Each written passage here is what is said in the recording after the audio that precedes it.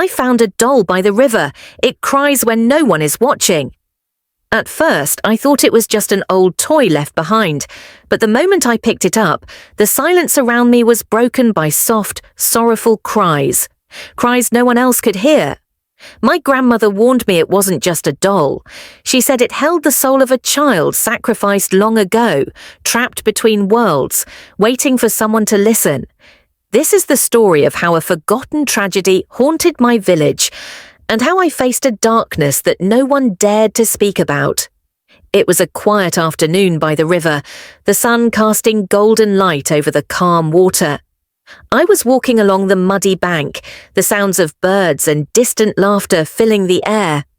Suddenly, something caught my eye, a small worn doll lying half buried in the sand. The doll looked old, with faded clothes and tangled hair, but what surprised me most was how lifelike its painted eyes seemed. I reached down and picked it up carefully. As soon as I held it, a chill ran through me, like a whisper in the wind. I glanced around, but no one else was near. The river continued to flow, peaceful as ever, but the doll felt heavy in my hands, like it carried a secret. Curious and uneasy, I decided to take the doll home. I didn't know then that this small toy would change everything I thought I knew about my village and its hidden past. That day by the river was the start of a mystery I couldn't ignore, a mystery tied to a child's soul trapped in silence. That night, I placed the doll carefully on my bedside table. At first, everything seemed normal, but as the house grew quiet and darkness wrapped around me, I heard it. A faint, almost whispered sound.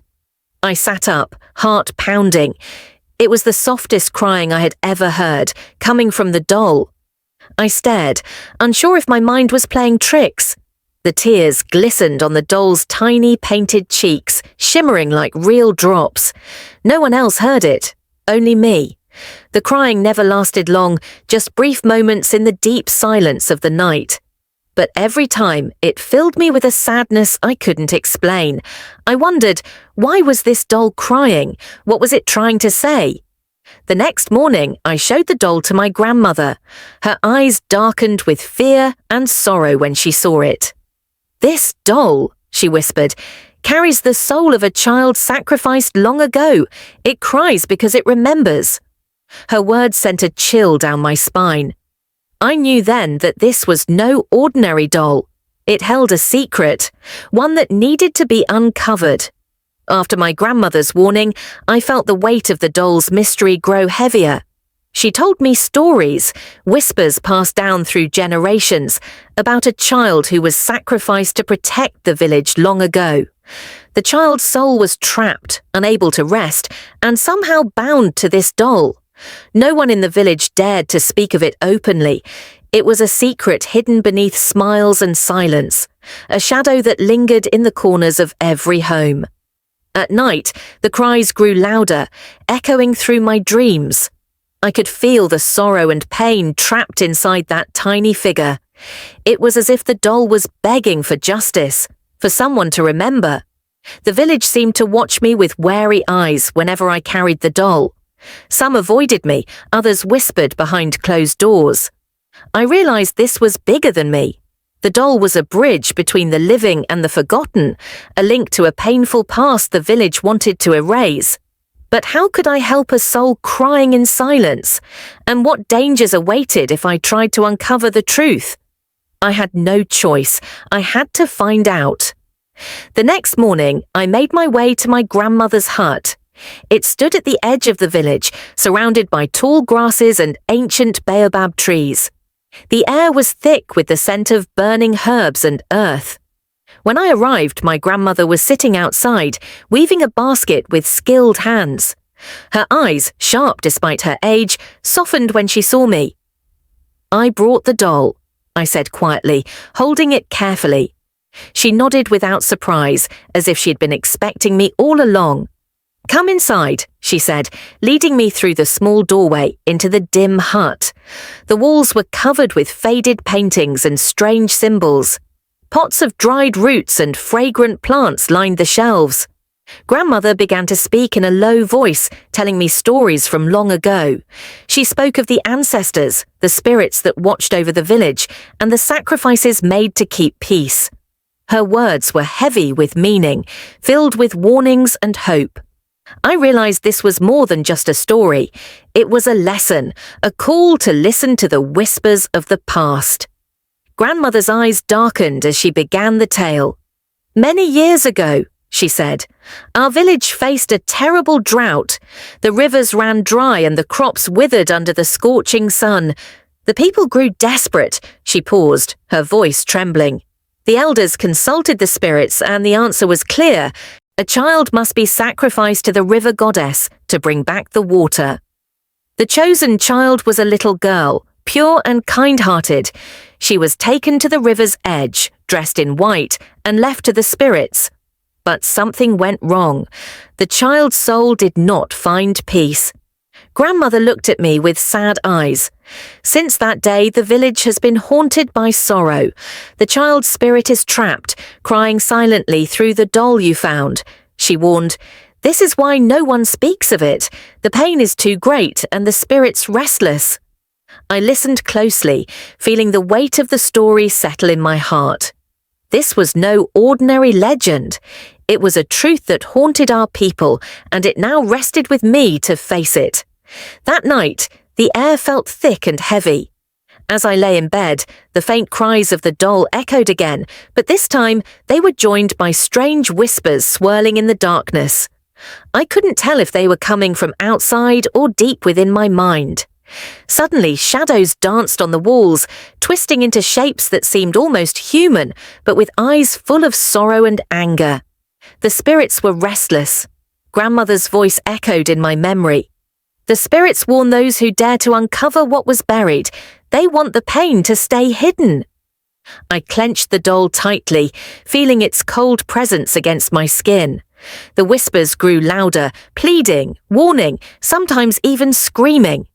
I understood then that the child's soul was trapped between two worlds, crying out for justice, but also desperate to protect the village from an ancient curse. The night stretched endlessly, and I knew the spirits would not let me rest until I helped them find peace. From that moment on, I realized my journey was not just about solving a mystery. It was about confronting the unseen forces that shaped my village's fate. After the warnings from the spirits, I could no longer ignore the strange feelings that crept over me. At night, I felt eyes watching from the shadows, silent, cold, and full of sorrow. The air grew thick with an unseen presence that made my skin crawl. One evening, as the sun dipped below the horizon and the village grew quiet, I sat by the fire with the doll on my lap.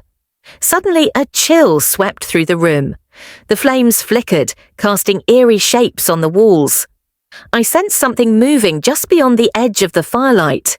A shadow slipped past the doorway, too fast to see clearly but heavy with sorrow.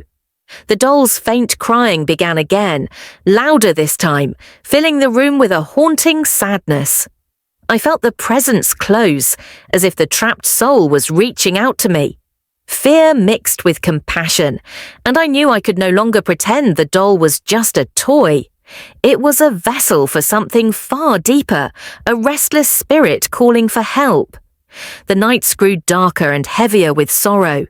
Every evening, as the village settled into silence, the echoes of crying would fill the air. It wasn't just the doll anymore, it was as if the whole night itself mourned the lost child. I would lie awake, listening to the soft sobs that seemed to come from the river, the trees, and even the earth beneath my feet. The sound was heart-wrenching, pulling at something deep inside me. Some nights, the crying was joined by whispers, words I couldn't understand but felt heavy with emotion and warning. The villagers began to notice too.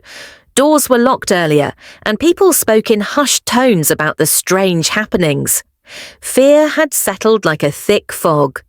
I realized the child's sorrow was not confined to the doll, but spread throughout the village, touching everything with a sadness that refused to fade. The echoes of crying were a constant reminder that the past was not forgotten and that the spirits demanded justice. As the nights grew heavier with sorrow and strange whispers, the village's mood shifted. People who once greeted each other warmly now avoided eye contact. Children stayed close to their parents, and elders gathered in tight circles, speaking in hushed voices. Rumors spread quickly. Some said the river was cursed. Others believed the doll carried a dangerous spirit, bringing misfortune. The fear was palpable, like a shadow that darkened every home. One evening, I overheard a group of villagers saying they wanted to destroy the doll, hoping to end the curse. But deep inside, I knew that was not the answer. The doll was a symbol, a reminder of a pain that had never healed. Grandmother warned me, destroying the doll will only anger the spirits more. We must find a way to bring peace to the child's soul. The village's fear was not just about superstition, it was a collective grief, an unspoken mourning for a tragedy buried in silence. I felt the weight of their fear, but also their hope that somehow, through understanding and courage, we could heal the wounds of the past. Grandmother took me deep into the forest, to a sacred place few had seen. The air was thick with the scent of earth and ancient wood. Tall trees stood like silent guardians, their leaves whispering secrets. She began to explain the old ritual, the one that had been performed so long ago to protect the village from drought and disaster. The ritual required a sacrifice, a child chosen to be offered to the river goddess. The child would wear white, pure as the river's spirit, Grandmother said, her voice heavy with sorrow. She was meant to bring life back to the land, but instead, her spirit was trapped in pain and fear. Grandmother showed me symbols carved into the bark, signs of the ritual, warnings passed down through generations. They spoke of balance, respect, and the terrible cost when the ritual was broken. I realized then that the village's silence was a shield against this painful truth. The curse was real, born from a broken promise and forgotten pain. To break the curse, I would need to understand this ritual fully and be ready to face its consequences. Back in the village, I knew I couldn't keep the secret alone. The pain buried for decades was now my burden, but it was time to face it with the people who had lived with it all their lives. I gathered the elders, those who still remembered the old ways and the forgotten sacrifices. Their eyes were heavy with memories and sorrow, but also relief that someone was finally willing to speak. One by one, they shared their stories, tales of fear, regret, and hope. The silence that had protected the village for so long began to break. We talked of the ritual, the sacrifice, and the spirit trapped between worlds. It was painful to hear, but healing to release the truth into the open. Some villagers were afraid, unsure what this openness would bring, but others saw it as a chance to heal wounds that had festered in the dark for too long. I felt the power of our shared voice, like the river flowing again after a long drought. Together, we could face the curse and start to mend the broken bonds. Breaking the silence was the first step toward peace. Revealing the secret came with a heavy cost. The village felt the weight of old wounds reopening, and unrest stirred among the people. Some blamed me for disturbing the fragile peace that silence had maintained for so long. The spirits grew restless too. The doll's cries intensified, echoing through the night like a storm. It was as if the child's soul was demanding justice and willing to make the price clear. Grandmother warned, "Truth is powerful, but it comes with sacrifice. The spirits will test your courage." One evening, under a full moon, strange things happened. The river's surface rippled without wind, shadows moved without source, and a chilling wind whispered through the village. I realized the curse was not just a story. It was alive, hungry for resolution. To bring peace, I had to face the truth fully, no matter the danger. The path ahead was uncertain and filled with risk, but there was no turning back. The price of truth was steep, but only through it could the spirit finally be free. The night was calm but heavy with anticipation. Grandmother and I gathered the necessary items for the ritual: sacred herbs, white cloth, and an ancient carved bowl passed down through generations. Each piece held meaning, a key to unlocking the curse that had bound the village for decades. We walked to the riverbank where the sacrifice had taken place long ago. The water shimmered under the moonlight, reflecting a world that felt both familiar and strange. Grandmother spoke softly, reminding me of the ritual's purpose: to honor the child's spirit and release her from the pain that trapped her between worlds. This was not just about tradition, it was about healing a wound that had never closed. As we prepared the sacred circle, I felt the weight of the village's history pressing down on me. The cries of the doll seemed distant now, replaced by a stillness that held promise. I knew that once the ritual began, nothing would be the same. This was the moment where past and present would meet, and the chain of sorrow could finally be broken. Under the silver glow of the full moon, Grandmother and I began the ancient ritual. The air was thick with the scent of burning herbs and the soft chanting of prayers passed down through generations. The river whispered nearby, as if listening to every word. I held the crying doll gently, feeling the trapped sorrow within. Grandmother dipped the carved bowl into the water, then poured the sacred liquid over the doll, symbolizing purification and release. The village was silent, the night holding its breath. Shadows flickered as the spirit's presence grew stronger, swirling around us like a gentle wind. Suddenly, a soft glow emerged from the doll, spreading warmth through the cool night air. The cries softened, turning into a peaceful sigh that echoed through the riverbank. For a moment, time seemed to pause, the past, the present, and the spirit all intertwined. I felt a deep calm settle over the village, as if a heavy cloud had lifted. The chain of sorrow was breaking, and the child's spirit was finally free to rest. As the first light of dawn crept over the horizon, the village awoke to a calm it hadn't known in decades. The heavy sorrow that once hung in the air had lifted, replaced by a gentle hope that warmed every heart. The crying doll, now silent, rested peacefully by the riverbank. It was no longer a symbol of pain, but a reminder of healing and courage. Villagers emerged from their homes, their faces reflecting relief and quiet joy. The elders shared knowing smiles, thankful that the long-hidden truth had finally been faced. Children played by the river, their laughter blending with the soft rush of water. It felt like the spirit of the child had returned to the river, freed from her chains, allowing life to flow once again. Grandmother placed a small flower on the river's edge, a final tribute to the sacrifice and the courage it took to break the curse. I looked around at the village, feeling a deep connection to its past and future. The chain was broken, but the story would live on, a reminder of the power of truth and the strength found in facing the shadows. A new dawn had come, for the village, for the spirit, and for all of us.